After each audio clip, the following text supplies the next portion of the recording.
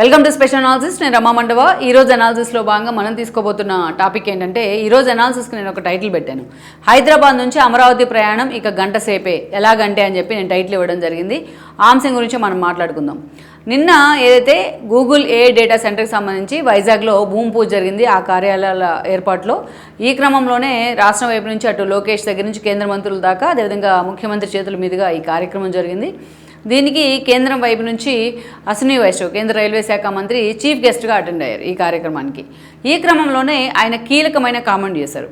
చాలామంది ఈ గూగుల్ గురించి మాట్లాడుతున్న గూగుల్ ఏఐ డేటా సెంటర్, దానివల్ల వచ్చే ఒక ఇఫోరియా కానీ, దానివల్ల వచ్చే మిగతా కంపెనీస్ కానీ, ఏఐ ఆధారిత కంపెనీస్ కానీ, వీటి గురించి మాట్లాడుతూ రాష్ట్రం రూపురేఖలు మారబోతుందని చెప్తూ ఎక్కువగా ఆ సబ్జెక్ట్ కన్ఫైన్ అయ్యారు. కానీ ఈ క్రమంలో అశ్విని వైష్ణవ్ చేసిన కొన్ని కామెంట్స్ చాలామంది పట్టుకోలేకపోయారు. కానీ ఆయన చాలా కీలకమైన మాటలు మాట్లాడారు. ఏపీకి సంబంధించి రైల్వే కారిడార్ విషయంలో ఒక కొత్త విషయం జనానికి చెప్పే ప్రయత్నం చేశారు. అదేంటంటే, నిజంగా మనం చూసినట్లయితే ఈరోజు మనం హైదరాబాద్ నుంచి అమరావతికి వెళ్ళాలన్నా, అమరావతి నుంచి హైదరాబాద్కి రావాలన్నా, రోడ్డు మార్గంలో రావాలంటే మనకు 5 నుంచి 6 గంటల పాటు పడుతుంది విజయవాడకు, ఎస్పెషల్లీ విజయవాడ అమరావతి దాకా ఎక్కడైనా సరే.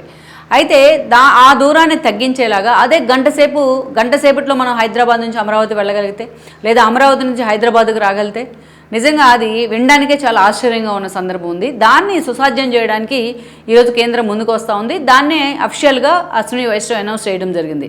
హైదరాబాద్ నుంచి అమరావతికి త్వరలోనే బుల్లెట్ ట్రైన్ కారిడార్ని ఏర్పాటు చేస్తున్నామని చెప్పి ఆయన చెప్పారు.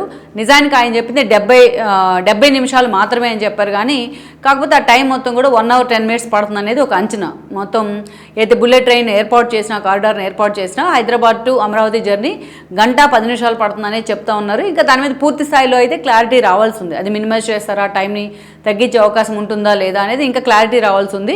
అయితే మొత్తం మీద ఆయన మాటల్లో మాత్రం 70 నిమిషాల్లోనే హైదరాబాద్ నుంచి అమరావతి చేరుకునేలా బుల్లెట్ ట్రైన్ కారిడార్ని ఏర్పాటు చేస్తామని చెప్పారు. దాంతోపాటు ఆయన ఇంకొన్ని కీలక అంశాలు కూడా చెప్పారు. ఆల్రెడీ వైజాగ్ రైల్వే జోన్కు సంబంధించి రేపు జూన్ 1 నుంచి ఆ ఏర్పాట్లన్నీ కూడా పూర్తి స్థాయిలో పూర్తిగా వస్తుంది. ఏదైతే ఆ శంకుస్థాపన కూడా జరిగిన తర్వాత ఆ రైల్వే జోన్కు సంబంధించిన కార్యక్రమాలకు అప్పటి నుంచి కూడా పూర్తి స్థాయిలో ఆ జోన్ ఏర్పడడానికి కూడా పెద్దగా టైం ఉండదు. సో మొత్తానికైతే మాత్రం సదర్న్ స్టేట్స్లో విశాఖ రైల్వే జోన్ అనేది చాలా కీలకం కాబోతుంది అని చెప్పేసి ఆయన మాట్లాడడం జరిగింది. ఇక్కడ మనం చూసినట్లయితే ఈ బుల్లెట్ ట్రైన్ కారిడార్తో పాటు ఇంకొక విషయం కూడా చెప్పారు ఆయన. వైజాగ్ రైల్వే జోన్కి సంబంధించి 1వ తేదీ నుంచి పూర్తి స్థాయిలో పనులు ప్రారంభం కాబోతున్నాయి. త్వరలోనే రైల్వే జోన్ కూడా పూర్తి స్థాయిలో ఇంప్లిమెంట్ కాబోతుంది అని చెప్పి ఆయన అదనంగా ఇంకొక అనౌన్స్మెంట్ కూడా చేస్తున్నారు. అయితే ఇప్పటిదాకా దక్షిణ మధ్య రైల్వే కింద నడుస్తూ వచ్చింది ఈ రైల్వే వ్యవస్థ అంతా మన స్టేట్లో ప్రత్యేకించి. అది ఇండిపెండెంట్ కాబోతుంది. సౌత్ జోన్ ఏదైతే రైల్వే జోన్ ఏర్పాటు అయింది అంటే అది ఇండిపెండెంట్ కాబోతుంది. సో దీనివల్ల పూర్తి స్థాయిలో ఏపీ రూపురేఖలు కూడా మారబోతున్నాయి. అయితే దీనికి సంబంధించి కంటే ఇవాళ మన ఇంట్రెస్టింగ్ టాపిక్ ఏంటంటే, హైదరాబాద్ టు అమరావతి కేవలం గంట ప్రయాణమే అనేది. ఆల్రెడీ మనం చూస్తూ ఉన్నాం, ఎంప్లాయీస్ ట్రైన్స్ కూడా వేశారు చంద్రబాబు నాయుడు అప్పట్లో. అవన్నీ జర్నీ అంతా కూడా ఆల్మోస్ట్ మనకి ఇప్పుడు 4 hours 5 hours పడుతూ ఉంది ట్రైన్ అయినా కూడా. సో రోడ్డు మార్గంలో అయితే మస్ట్ అండ్ షుడ్ 5 నుంచి 6 గంటలు, ట్రాఫిక్ ఉంటే ఇంకా ఎక్కువసేపు పడుతూ ఉంది. దాన్ని మినిమైజ్ చేసేలాగా ఈ నిర్ణయం తీసుకోవడం అంటే అది ఎవరైనా వెల్కమ్ చేయాల్సిందే. ఇది కేవలం బుల్లెట్ ట్రైన్ కారిడార్తోనో ఆగదు. మీకు చూడండి, ఎప్పుడైతే ఈ బుల్లెట్ ట్రైన్ వస్తుందో 1 hour జర్నీ అనుకుంటే, చిన్న మధ్య తరగతి వాళ్ళు ఎవరైతే ఉన్నారో, ఈ వ్యాపారులు కానీ, ఈ మార్కెటింగ్ వాళ్ళు కానీ, చాలా ఈజీ యాక్సెస్ అవుతుంది వాళ్ళకి. టైం బౌండ్ కలిసి వస్తుంది అనమాట వాళ్ళకి. సో 1 hourలో అమరావతికి వెళ్ళడం, 1 hourలో మళ్ళీ తిరిగి హైదరాబాద్కి రావడం అంటే అది మామూలు విషయం కాదు. ఈవెన్ ఫ్లైట్ తీసుకుని మనకి చాలాసేపు పడుతుంది. ఈరోజు మినిమం 4 hours పడుతుంది. ఎందుకంటే మనకు ఎయిర్పోర్ట్కి ముందుగానే వెళ్ళాలి, అక్కడ చెక్-ఇన్ కోసం ఇవన్నీ అవ్వాలంటే చాలా టైం పడుతుంది. అలాంటి సమయంలో ఈ బుల్లెట్ ట్రైన్ అనౌన్స్మెంట్ అనేది మాత్రం నిజంగానే వెల్కమ్ చేయాల్సిందే. ఎప్పుడైతే ఈ బుల్లెట్ ట్రైన్ ఏర్పాటు అవుతుందో, ఆ రూట్ ఏదైతే వేస్తారో హైదరాబాద్ నుంచి అమరావతికి, అది ఒక ఆర్థిక కారిడార్. ఎందుకంటే ఆ చుట్టుపక్కల ఆ రైల్వే ట్రాక్ వెంట అంతా కూడా రియల్ ఎస్టేట్ పెరిగే అవకాశం ఉంటుంది. ఒక గ్రోత్ కారిడార్గా అది అభివృద్ధి చెందే అవకాశం ఉంటుంది. సో అందుకే అది నిజంగానే ఒక ప్రతిష్టాత్మకమైన ప్రాజెక్ట్ కాబోతుంది ఇది బుల్లెట్ ట్రైన్ అనేది. అమరావతి నుంచి హైదరాబాద్కి, హైదరాబాద్ టు అమరావతి అనేది 1 hourలో వెళ్ళడం అంటే అది మామూలు విషయం కాదు. అంతేకాదు ఇక్కడ ఏంటంటే ఆల్మోస్ట్ 3300 ఏదైతే రైల్వే లైన్లో ఆ స్థాయిలో అన్ని కిలోమీటర్ల రైల్వే పనులు జరుగుతూ ఉన్నాయి రాష్ట్ర వ్యాప్తంగా.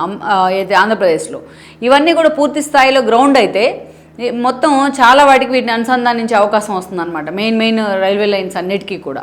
సో అందుకే అది ఇంకా ఇది నిజంగానే ఇవన్నీ కనుక గ్రౌండ్ అయితే ఏపీ రూపురేఖలు కూడా మారబోతూ ఉన్నాయి నిజంగా. అటు రైల్వే జోన్ పనులు కానీ, ఇటు ఈ 3300 కిలోమీటర్ల మేర నడుస్తున్న ఈ రైల్వే లైన్ల పనులు కానీ, మారుమూల గ్రామాలను కూడా పట్టణాలకు అనుసంధానించే విధంగా, అదేవిధంగా బుల్లెట్ ట్రైన్కో లేదా వందే భారత్ రూట్స్కో అనుసంధానించే విధంగా ఇవన్నీ కూడా గ్రౌండ్ కాబోతూ ఉన్నాయి. వీటన్నిటికంటే ఎక్కువ ఆకర్షించే అంశం ఏంటంటే ఇదే. ఎందుకంటే అటు పారిశ్రామికవేత్తలకే కావచ్చు, చిన్న మధ్యతరగతి వాళ్ళకే కావచ్చు, ఈ మార్కెటింగ్ విషయంలో కావచ్చు, మిగతా అంశాల్లో కావచ్చు, దూరం తగ్గుతుంది అంటే టైం ఎంతో సేవ్ అయ్యే అవకాశం ఉంటుంది. సో ఆ దిశగా ఫోకస్ పెడితే అది బుల్లెట్ ట్రైన్ ఎక్స్పెరిమెంట్ అనేది చాలా వైబిలిటీ అనుకోవచ్చు ఈరోజు హైదరాబాద్కి అమరావతికి మధ్య. ఈరోజు కేంద్రం ఏదైతే ఏ స్థాయిలో అమరావతి మీద ఫోకస్ పెట్టింది అనడానికి ఇది ఒక నిదర్శనం మనం అనుకోవాలి. అమరావతి మీద పునర్నిర్మాణంలో భాగస్వామ్యం అవుతామని చెప్పి గత సమయంలో లాగా మట్టి నీళ్ళు తీసుకొచ్చి పెట్టేసి వెళ్ళిపోకుండా ఈసారి ఆ స్థాయిలో సీరియస్గా మోడీ అంటే ఫోకస్ పెడతాను మాత్రం మనం వెల్కమ్ చేయాల్సిందే. అది పొలిటికల్ ఎజెండా కావచ్చు, ఇంకోటి కావచ్చు, కానీ రాష్ట్రానికి అభివృద్ధి జరుగుతుందంటే అది ఏ పార్టీ అయినా దాన్ని వెల్కమ్ చేయాల్సిందే, ఎవరైనా వెల్కమ్ చేయాల్సిందే. మొత్తం మీద ఇది గ్రౌండ్ అయితే త్వరలోనే పూర్తి స్థాయిలో సాకారం కాబోతుంది ఈ ఆలోచన అని కూడా ఆయన చెప్పడం జరిగింది. అంటే ఆ ప్రాజెక్ట్ ఆల్రెడీ పట్టాలు ఎక్కబోతుంది అనేది తనకి ఇన్ఫర్మేషన్ ఉంది, కేంద్ర మంత్రి హోదాలో చెప్పారు ఆయన. సో మొత్తానికైతే ఇది ఒక సూచకం అనుకోవాలి రాష్ట్రానికి.